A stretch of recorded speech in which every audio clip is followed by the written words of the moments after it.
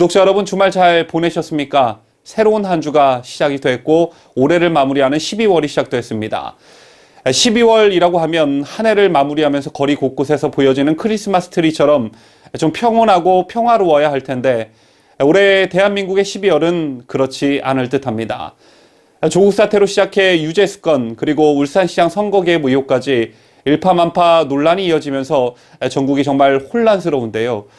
연이어 터진 이들 세 사건은 국민이 부여해준 권한과 권력을 개인을 위해 또는 권력의 핵심들의 안위와 그 연장을 위해 남용되고 유린해 왔다는 점, 그리고 민주주의의 근간을 송두리째 무너뜨렸다는 점에서 매우 심각한 사안이 아닐 수 없습니다. 그리고 결국 이 사건과 관련해 사람이 죽는 일이 발생했습니다. 백원호 전 청와대 민정비서관이 비공식적으로 운영한 이른바 별동대에서 근무한 검찰 출신 행정관이 어제 검찰 조사를 앞두고 숨진 채 발견됐습니다. 어제 이 소식을 듣고 많은 분들께서 또 라는 탄식과 함께 의심의 눈초리로 들려오는 속보 소식을 들으셨을 거라 생각하는데요.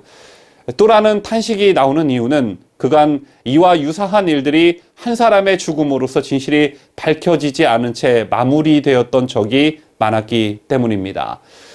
또한 유독 좌파 진영에서 이런 일들이 많이 발생해 왔다는 사실에서도 우리는 또 한 번 놀라지 않을 수 없었습니다.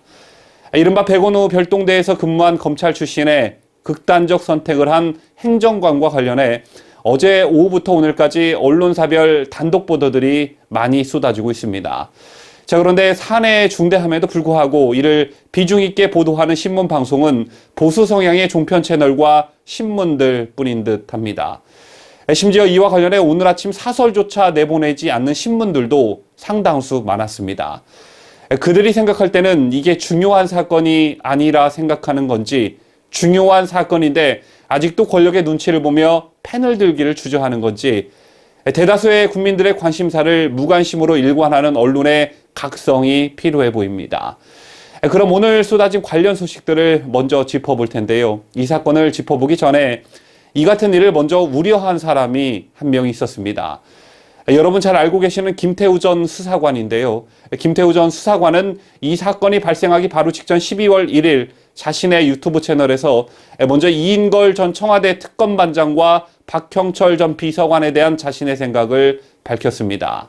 김태우 전 수사관은 이인걸 변호사는 왕재산 사건 등등 간첩을 때려잡던 대표적인 공안통 검사다. 딱 조국 너 같은 사람 잡아내던 그러한 사람인데 그들이 믿을 수 있었겠는가? 같은 공안통이던 박형철 비서관과 함께 조국 지시로 유재수 감찰을 중단했다고 사실대로 말을 했다며 다행이라는 생각이 든다라고 말했습니다. 그리고 그분들이 자유민주주의를 수호하던 대표적인 공안통들이었는데 언제까지 이 정부 체제를 유지해주는 그러한 일을 할 수는 없지 않는가? 박형철 비서관과 이인걸 변호사는 청와대에 있던 사람들과 참 다르다. 이들은 직업 공무원이었다. 캠프 출신도 아니고 정치 쪽 출신도 아니고 성실히 그냥 시키는 거 열심히 하던 그런 공직자들이었다. 윗사람이 시키면 그냥 열심히 하던 공무원이었다. 앞으로도 이들이 진실을 쭉 이야기할 수 있게 박형철, 이인걸 두 사람을 많이 응원해 주시기 바란다라며 수사관들이 무슨 죄가 있겠는가를 반복적으로 이야기했습니다. 김태우 전 수사관은 이 발언 이후에 어제 극단적인 선택을 한 백원호 별동대에서 근무한 수사관에 대한 언급을 이어갔는데요. 김태우 전 수사관의 이 발언은 이 수사관이 극단적 선택을 하기 전에 한 발언이기 때문에 주목해서 잘 들어보시기를 바라겠습니다. 우선 김 전 수사관은 백원호 별동대에서 근무한 구성원 2명이 김태우 전 수사관이 근무하던 사무실 바로 옆에 있었다고 말했습니다. 그리고 그 두 사람을 지켜본 사람으로서 발언을 이어갔는데요. 김 전 수사관은 그 두 사람 모두 성실한 사람들이었다. 입술이 터지도록 죽어라 일만 했던 실무자들이었다. 그저 시키는 대로 지시에 따라서 열심히 일만 했던 사람들이니까 절대로 다치면 안 될 것이다. 6급이 무슨 죄가 있나? 윗사람들이 목줄을 쥐고 있는데 시키면 성실히 일만 하는 것이 미덕 아니겠는가? 시킨 사람이 백원호니까 그 사람의 죄만 밝히면 되는 것 아니겠는가? 하급직 실무자들은 국민들께서 좀 보호해 주시길 바란다라며 만약에 불미스러운 일이 있었다면 그 지시자들을 처리해 주시길 바란다.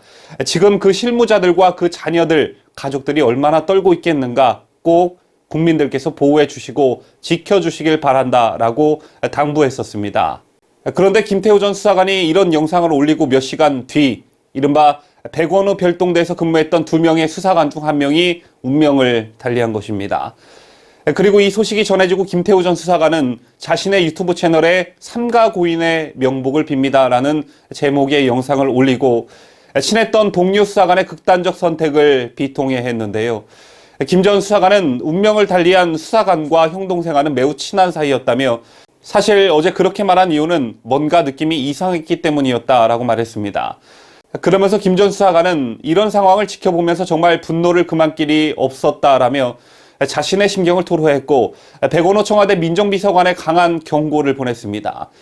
김태우 전 수사관은 백원호를 향해 똑똑히 들어라. 너네들 정말 죄 받는다라며 사람을 도구로 쓰지 마라. 백원호 당신이 진작에 책임졌으면 이런 일이 생겼겠나. 당신이 진작에 인정하고 발뺌 안 했으면 안 죽었을 거 아닌가.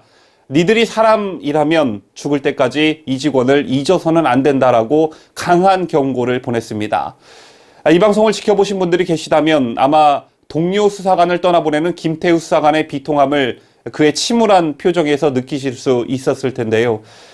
모든 것을 떠나 이 정권이 사람이 먼저라면서 정작 국민들이 안 보이는 곳에서는 사람들을 도구적 존재로 여기고 헌신짝처럼 쓰고 버리는 그런 반인륜적 태도를 일삼았다는 점과 백원우가 사건 발생 초기 모든 책임을 지고 인정하는 모습을 보였더라면 이 행정관의 죽음을 미연에 방지할 수 있지 않았겠나라는 점에서 이 정권은 시중에서 국민 여러분들께서 말씀하시는 대로 살인 정권이 맞는 듯합니다. 이 방송을 보시는 국민 여러분, 이번 사건 절대 가볍게 넘어갈 사안이 아닙니다. 그리고 민주주의의 근간이 되는 선거가 권력자들에 의해 기획되고 농단당했다는 점에서 부정선거를 그냥 해프닝 정도로 여기는 국민 여러분이 되시면 절대 안 됩니다. 부정선거의 심각성에 대해 제가 지난 방송에서 과거 대통령들의 사례를 들며 설명해 드린 바 있지만 이승만 대통령은 이른바 3.15 부정선거와 관련해 학생 데모와의 대화를 통해 이기붕 부통령 부정선거에 책임을 지고 대통령직에서 물러나겠다고 선언한 후 즉각하야 했습니다. 노무현은 선거 개입으로 탄핵까지 갔고 박근혜 대통령은 말도 안 되는 공천 개입 혐의로 징역 2년이라는 실형이 선고됐을 뿐 아니라 선거 투표 당일 새누리당을 상징하는 빨간색 옷을 입었다는 사실만으로 시민단체로부터 고발을 당했습니다. 이외에도 국내외 쪽으로 부정선거와 관련해서는 모든 나라의 국민들이 엄격한 잣대를 가지고 정권을 심판했습니다. 그런데 이 어마어마한 사건을 고작 백원우라는 일개 비서관 한 명의 포커스를 맞추고 있는 야당과 언론이 한심하기 그지없습니다. 대통령이라는 자리는 국정의 모든 분야를 통괄하고 책임지는 자리입니다. 그런데 사람이 죽고 사태가 이 지경에까지 이르렀는데 문제는 이런 방구 한마디도 없을 뿐 아니라 한가롭게 여유롭게 연차내고 SNS질이나 하면서 이 책 읽어보라며 한심하기 그지없는 행태를 보이고 있습니다. 제가 인생을 오래 살지는 않았지만 이렇게 상황 판단 능력과 공감 능력이 없는 사람은 난생 처음 보는 것 같습니다. 어제 오늘 언론 보도를 모니터링 해보면 이날 운명을 달리한 행정관 사건을 두고 검찰의 무리한 수사 운운하면서 검찰 개혁에 운을 띄우는 보도들이 눈에 띄었습니다. 정말 조국 사태부터 지금까지 원인 제공을 한 근본적 이유에는 싸그리 무시한 채 검찰 개혁을 부르짖는 이 사람들이 도무지 이해가 가질 않는데요. 제날 운명을 달리한 모 수사관은 피의자 신분이 아닌 참고인 신분으로 조사를 앞두고 있었습니다.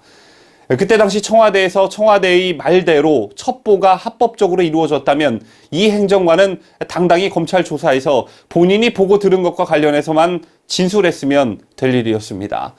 자, 그런데 뭔가 사실을 말하면 다치는 사람들이 있었기 때문에 그는 매우 혼란스러웠을 것입니다. 왜냐하면 이 숨진 행정관은 윤석열 검찰총장과의 인연도 있었고 호남 출신이라는 점과 백원우와 가까운 사이였기 때문에 그 혼란은 더 가중되었을 것입니다.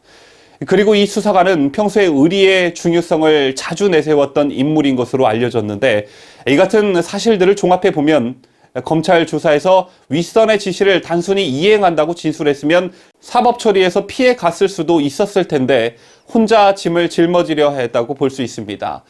또한 이 행정관이 관련 활동의 위법 가능성을 어느 정도 인지하고 주변에 이와 관련된 불안감을 털어놨다는 점, 그리고 자필로 작성한 유서에 윤석열 총장에게 미안하다고 적은 것으로 보아 검찰이 수사 중인 청와대 하명 수사 의혹과 관련해 청와대의 개입 사실을 일정 부분 인정한 것이라고도 해석할 수가 있습니다. 그리고 또 한 가지, 이 행정관의 복수의 지인에 따르면 최근 청와대 관계자로부터 유재수 감찰 무마 의혹 수사 상황을 묻는 연락을 수차례 받았다라며 지인들에게 고통을 토로한 것으로 전해졌는데요. 저는 청와대의 지속적인 압박 내지 협박이 있었다라는 것을 알 수 있는 대목이 아닐 수 없습니다. 그러니까 이 행정관을 죽음으로 내보는 건 다름 아닌 백원우를 비롯한 그저 고래고기 사건 때문이었다라며 어처구니 없는 말을 늘어놓는 청와대의 핵심 권력자들인 것입니다.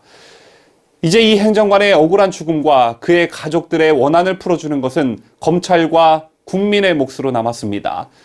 검찰은 어찌됐든 자기 식구를 지켜주지 못한 속죄를 풀어주기 위해서라도 이 혼란스러운 전국에 그래도 검찰이 있다는 걸 국민들에게 증명해 주기를 바라며, 검찰이 어떠한 권력의 입김에도 어떠한 외압에도 흔들림 없이 수사를 이어나갈 수 있도록 국민 여러분들께서 올바른 민심 여론을 조성해 주셨으면 좋겠다는 바람을 가져봅니다.